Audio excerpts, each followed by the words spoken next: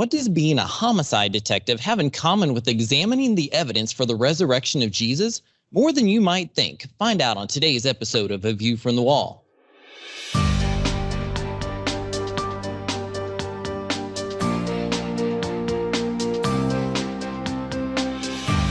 Join I Am a Watchman Ministries Managing Editor Joe Kerr with co-host Dylan Burrows, bringing you a fascinating discussion regarding the importance of Bible prophecy and Christian living today as it relates to our responsibility as believers to be watchmen. This is A View from the Wall. Welcome to A View from the Wall. I'm Dylan Burrows, here today with co-host Joseph Kerr to talk with a leading expert with a unique combination as a cold case detective and as a defender of the evidence for the Christian faith.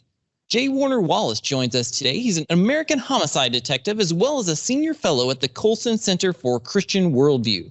He's also an adjunct professor of apologetics at Biola University. J Warner Wallace is the author of several books, including Cold Case Christianity and his latest title, A Person of Interest, that we'll talk about today. J Warner Wallace, welcome back to A View from the Wall. Well, thanks for having me back. I so appreciate it. Sure. We loved having you on last time talking about cold case Christianity and some of the experiences you've had applying the techniques that you've developed as a detective over the years to the claims of the Bible. But you've just finished a new project called A Person of Interest. Tell us a little bit about it. Well, Cold Case Christianity is a book that I wrote to really examine what is inside the covers of the New Testament, right? Do we trust that the Gospels are telling us anything reliable or accurate? Are they really eyewitness testimony about Jesus? That's a lot of the stuff that we talk about in Cold Case Christianity. But this book is very different in the sense that I'm going to make the assumption that we have destroyed every single New Testament. What if everything had been, like you imagine some crazy dystopian future where some evil regime has destroyed every Bible, they burned them all, they got rid of all of them, and they were successful. They did it. There's not a single one left. Well, it turns out that you could still not erase the person of Jesus of Nazareth, even if you destroyed every ancient biblical manuscript, because he's had such an amazing impact on history. So where Cold Case looks at the stuff that's inside the New Testament, Person of Interest looks at everything outside the New Testament. So what we basically did, you can imagine, I've worked a bunch of these cases in the past. I get these cases sometimes where a husband has killed his wife, and then he gets rid of her body, and then he reports her missing. Oh, she ran on. And the first investigators, they believe it for whatever reason. Either he's convincing, or maybe even the victim's family thinks, well, that's reasonable, so nobody makes a big deal out of it. So the investigator thinks, okay, she'll come back eventually. Well, then, he gets transferred, 2 years go by, and then he's cold. And then it falls into our cold case file, and I open it up 10 years later, and he's never returned. Clearly, this is not just a missing person. This is a murder, okay? And nobody has worked it as a murder until now. As a matter of fact, he's moved. There was never a body recovered. The crime scene has been cleaned and remodeled, and I can't access the crime scene. There are no photographs were even taken of the crime scene. Well, now, how do I make a case like this in front of a jury? And I typically take an approach where I'll say, look, on the day that she disappeared, if she was murdered, something explosively terrible happened. But every bomb that goes off is preceded by a fuse that burns up to the point of the detonation. And after the bomb explodes, there's shrapnel all over the place. I'm going to demonstrate to you, ladies and gentlemen of the jury, what happened on the day she went missing by simply tracing the fuse and the fallout. I will show you what happened in the crime scene. Well, it turns out you can do the exact same thing with Jesus of Nazareth. Just trace the fuse of history leading up to his appearance and the fallout that occurs after Jesus. All of it not only demonstrates the impact Jesus had on culture, but you can reconstruct the story of Jesus from every one of these aspects of the fuse and the fallout. This is such a unique approach. I mean, most of the apologists that we have on the program talk about all of the proof texts for the various doctrines and beliefs of our faith and the life of Christ, and point to the evidence in the Dead Sea Scrolls for the proof of the Scripture, all different, as much information as possible. And of course, we hear from average everyday people who say, I can't possibly ever understand or remember all of the things that this guy with 4 doctor's degrees and an archaeological dig in his name and all of these things, I'll never get to that point. And they just kind of throw up their hands and say, it's not worth it. But you've taken a very simple approach that anybody can take. I don't need to know cover to cover the entire Bible. How can they apply this technique in defending the faith and talking to their friends Give us a little more detail. Yeah, I hope you're right. I mean, I think part of it is that we have to help jurors to understand that everything counts as evidence in a criminal trial. What was missing? What's in the crime scene? That's going to count. What's missing from the crime scene? That's also going to count. What did he say when we interviewed him? What didn't he say when we interviewed him? Okay. What day did it occur on? What days did it not occur on? It turns out that both the positive and the negatives for everything are evidence that we use in criminal trials. So I don't think that many people realize that the world you're living in right now and everything you enjoy if you're an atheist. As an atheist, I was an atheist until I was 35. I would have said, I have a degree in the arts and architecture before I became a police officer. So I would have said it's literature, it's the arts, it's music, it's education, science. Oh, really? Those things are important to you as an atheist? Yes, they are. Oh, do you realize that you would have none of those as you know them today, if not for Jesus of Nazareth and his followers? Oh, please. No, seriously. None of the stuff you just described, the arts, music, literature, education, science, they are all dependent on a worldview that Jesus established and that his followers enacted.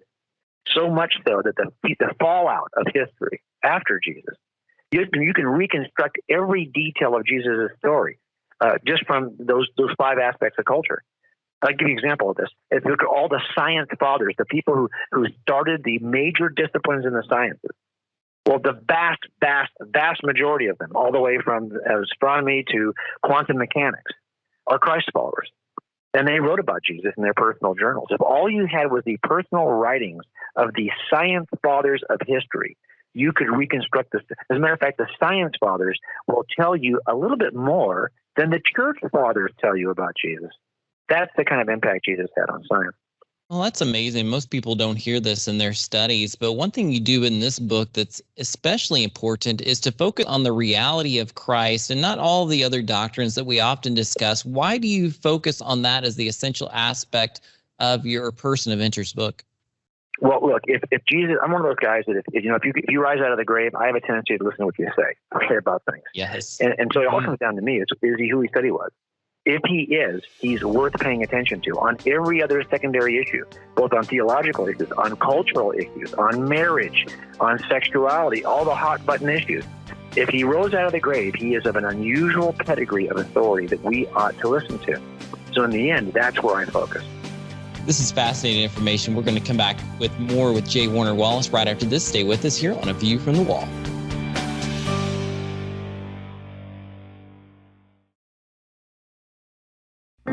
From I Am a Watchman Ministries, here's today's I Am a Watchman Minute. 2 Corinthians 4 begins with the phrase, "Do not lose heart." In that chapter, as Paul writes of the difficulties of his day, he wisely couples each great trial with an even greater triumph. He writes, "We've been hard-pressed on every side, but we are not crushed." He writes, "We are perplexed, but we are not in despair." He writes, "We are persecuted, but we are not forsaken. We're struck down, but we are not destroyed." Those believers of the early days of the church considered their trials, quote, light afflictions. We, the church of the last days, should do the same. Watchmen, hold fast to the truth presented at the end of that chapter. The troubles all around us will soon be gone, but the joys to come will last forever. Be bold, be faithful, be a watchman. IamAWatchman.com.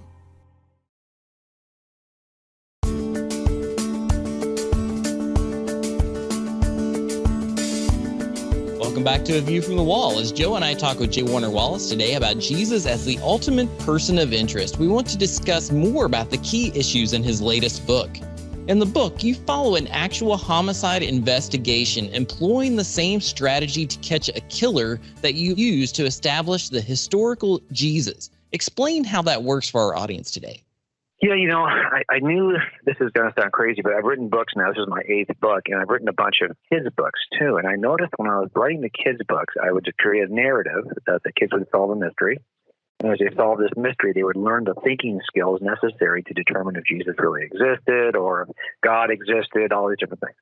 And I thought, that has been so well received on the kids' side. What if I wrote a kids' book for adults? In other words, it's heavily illustrated. You'll see there's over 400 illustrations in this book. It's kind of like a graphic novel in some sense. It reads super fast. And it really traces, loosely based, I always say this, I try to hide details so that my victims' families won't think I'm talking about their case, but the DAs I work with, as they read through these, they were going, oh, I know this case. Oh, I know that case. I said, yeah, I know, but I don't think anybody else will know. So I try to mix and match some of my cases and walk you through a process. Because what we're really doing is learning how to think through the evidence to make a proper inference when you work these criminal cases, right? You know that you got to get through the evidence, so you make a proper inference, and then you got to communicate this to a jury and try to explain to them how to walk through the same evidence to get to the same inference. So a lot of what we're doing is kind of like critical thinking skills. And so I just thought, well, we'll do the same thing here. We'll walk through on one of my cases. We'll show you how we slowly solve this. You know, we have no body.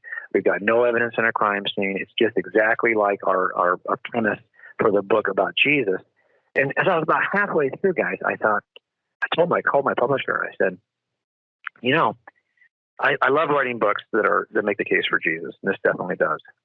But at the same time, I'm realizing this is really a book about why Jesus matters and why he ought to still matter to everyone, even if you don't trust the Bible for anything it says about Jesus.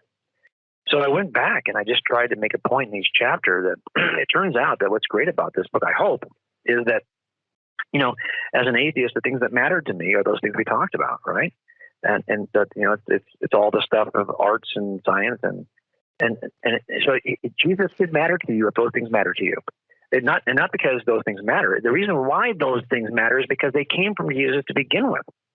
So I think that I wanted to be able to write a book that would elevate the person of Jesus, so that he would, and especially for young people who are still, even as I'm now 60. I think adults are ignorant of our history, and the history of Christianity, the history of Western civilization. But forget about Western civilization, because I think it's always an argument that can be made. Well, wait a minute. So Jesus is just popular to you or important to you.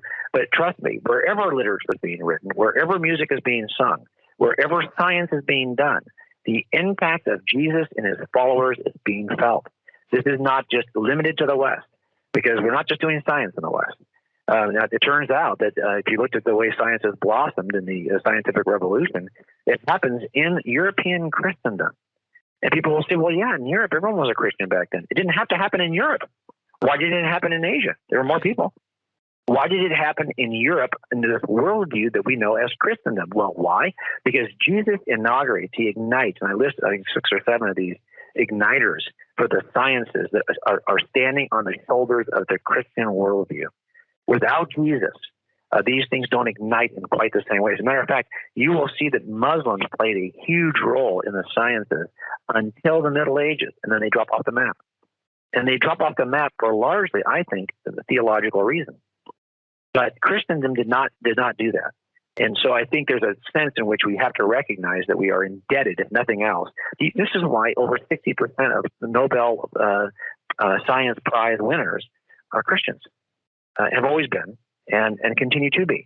And this is because this is birthed out of a Christian. Now, what I want young people to see is that, hey, today, I think sometimes young Christians may think there's no place for them in the sciences. Right. Are you kidding me? Don't step out of the sciences. Now, do not surrender the sciences the way other religious groups have done that over history. We need to continue to lead in the sciences. That is so good. Romans chapter 1 talks about what could be known of God was revealed. So we have to have the revelation of Jesus Christ and the revelation of God's Word in order to understand so many of the concepts you're talking about. And I love that about the book. You make the statement, history aligned for the arrival of Jesus and how he impacted every aspect of culture. Now, we talk about Bible prophecy on this show a lot. So we talk about verses like, in the fullness of time, Christ was revealed, that there was a moment in time that was perfect for everything that God planned. You refer to that in the story of Christ. Talk about that a little bit. Yeah, not only in a moment of time, it's a small moment of time. As a matter of fact, if you were wondering why, if you didn't know anything about Christianity, and you're looking at the calendar and you're thinking, oh, there's like this BCE period of time, and there's like this CE period of time. I wonder what creates the difference between the before the Common Era, or we would say BC, and the Common Era, or we would say AD. Like, what's the shift there? What causes that? Well, it turns out, and I'll show this in chapter 5 of the book, I just line out all of the fuses that are burning toward the first century. And I show in the book how there is a small window in which something cataclysmic could happen based on the cultural views, the prophetic views from the Jewish Old Testament, and from the spiritual views of every other spiritual worldview that was on the planet at the time. If you overlap all of these things, and I kind of go through that in the first 4 chapters, but if you get to that chapter 5, you will see that there is a red zone window of opportunity from about 29 BC to about 70 AD. Something is going to happen right then and there. And it turns out that's exactly where it is, that Jesus, right in the middle there is where Jesus is born there toward the first part of that. And then about smack dab in the middle is where he's executed. And if you look at that red zone and you realize, wow, I mean, it's just remarkable that the history is being aligned, that the fuse is burning up to a point that if you didn't know anything about Jesus of Nazareth, but you just knew the prophetic, spiritual, and cultural fuses that were burning, you would go, hey, guys, something's probably going to happen right here in this window. And sure enough, that's where it happened. Well, this is such good information, but so many times in our culture, we see faith and the facts don't seem to go together. And that's something that has come up more in surveys over time. For example, one survey mentions that 50% don't believe that Christ lived a sinless life and believe that he made mistakes. Talk a little bit to this younger generation that you've referred to. How can they restore their faith in the Christ of Christianity? Yeah, I think you're absolutely right. A lot of it is if they know our history. You have to know enough information about Jesus to be able to stand for Jesus. It's hard to stand for something you can't even defend. And that's why it's so important for us to spend time looking at the case, looking at the evidence. If you're spending that time somewhere, you can make a case for your favorite football team. Now it's time to make a case for what it is you believe about eternity, and that is in the person of Jesus Christ. We're headed toward a break, but there's much more. Stay with us here for more on A View from the Wall.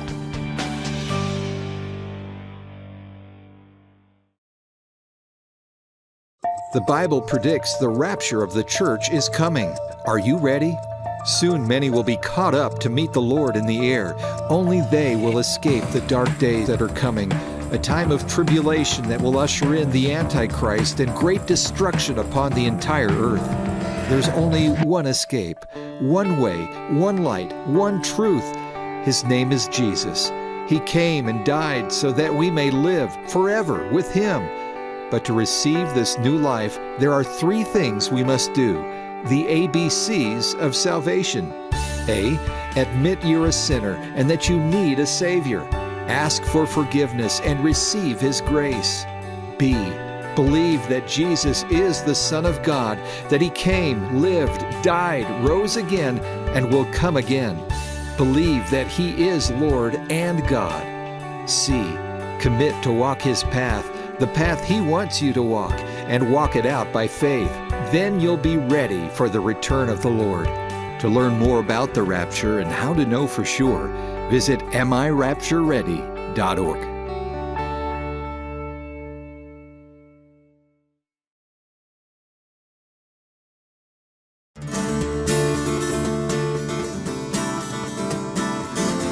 In our final segment today with worldview expert, author, and speaker J Warner Wallace, we want to tackle the implications and the applications of our biblical worldview when it comes to Jesus Christ. Now, you said in the book Person of Interest that it will renew the way you think about Christianity and the Savior who changed the world. Talk about that in terms of application for our listeners. How will this understanding of Jesus renew their thinking and bring hope to this difficult time the world is now in? Well, if you think about the way that people proclaimed Jesus in the first century, go back to the book of Acts and just read through it. What you won't find much of is, let me tell you how my life was personally changed by Jesus. You don't see a lot of that. What you see instead are eyewitnesses who are testifying to the resurrection, testifying to seeing Jesus on the road to Damascus, testifying to their actual encounters with Jesus, their experience with Jesus of Nazareth. That kind of eyewitness testimony is called direct evidence from an evidential perspective. And you see this over and over and over again. So that people were making a claim about Jesus on the basis of evidence in the first century. It was the direct evidence of eyewitness tests. This is why, for example, they picked Matthias to replace Judas in Acts 1, because Matthias is another eyewitness from everything from the baptism all the way to the resurrection. That is what they were looking for, another eyewitness. Now, that's important, it seems to me, because young people on every other claim that is being made, and we know we just came through a coronavirus year, every claim that's being made, if scientists didn't say it, if it's not based on scientific evidence or evidence something I can demonstrate, look, if we're asking people to believe this is true based on our experience alone, without being able to ground it in the evidence of history, the evidence of and this is why this book focuses this on history alone.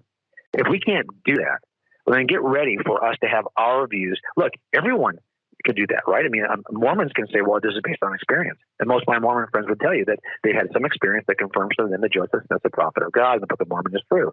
But they cannot build an evidential case for the Book of Mormon. It turns out we could. We could do this for the New Testament.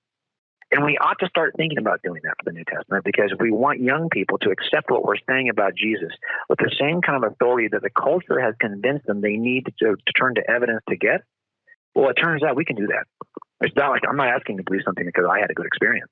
As a matter of fact, most of the time I won't even tell you what my experience is, because I don't think my experience matters.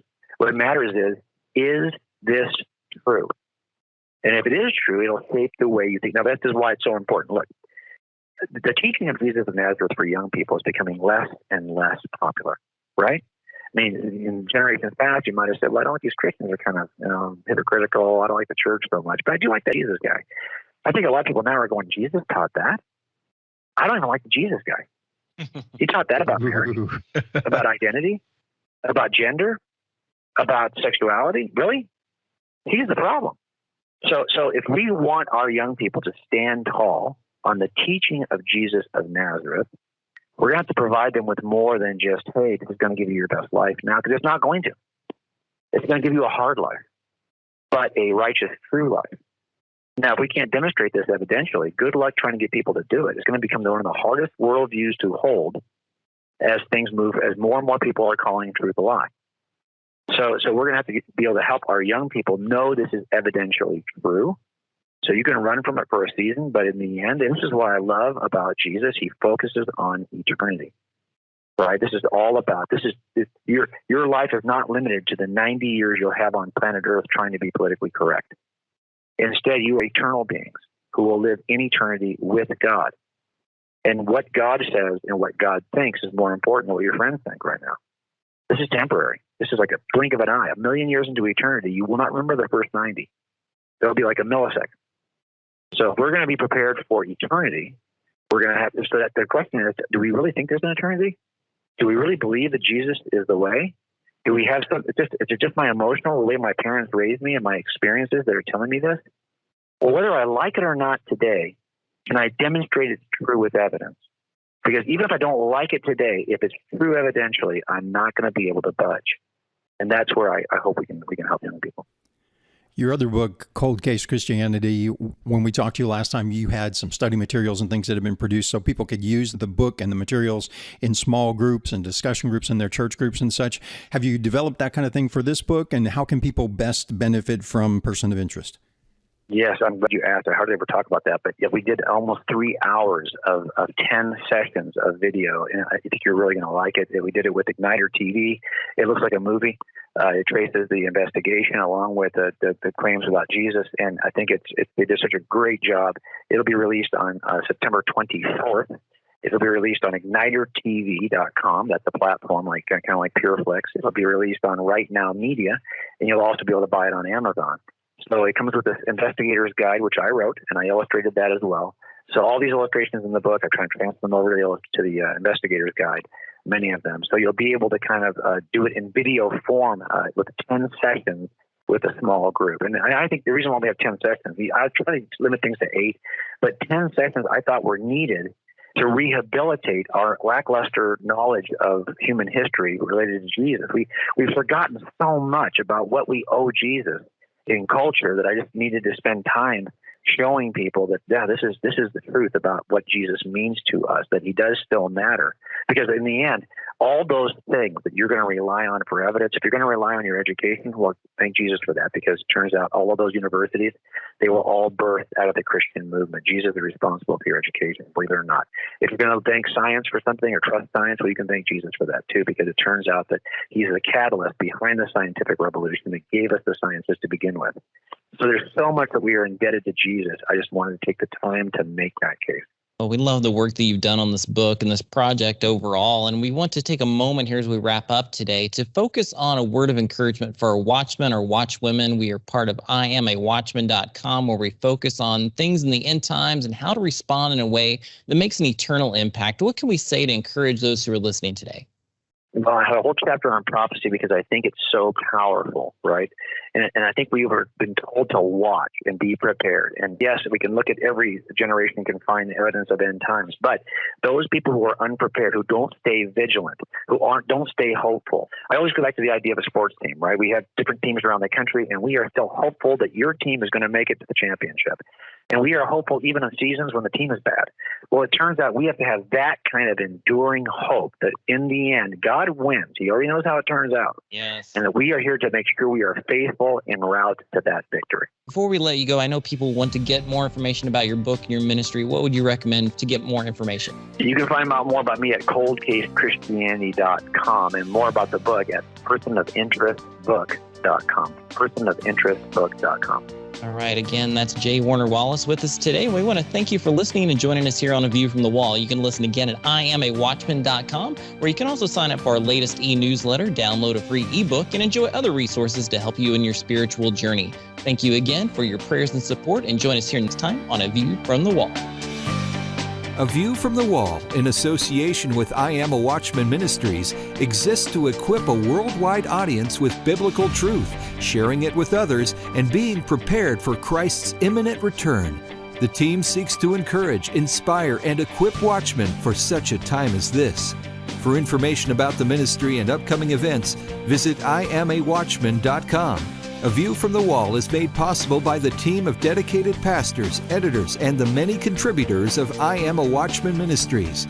To support our efforts, give online at IamAWatchman.com and click on the donate button. Thanks for listening, and join us again next time on A View from the Wall.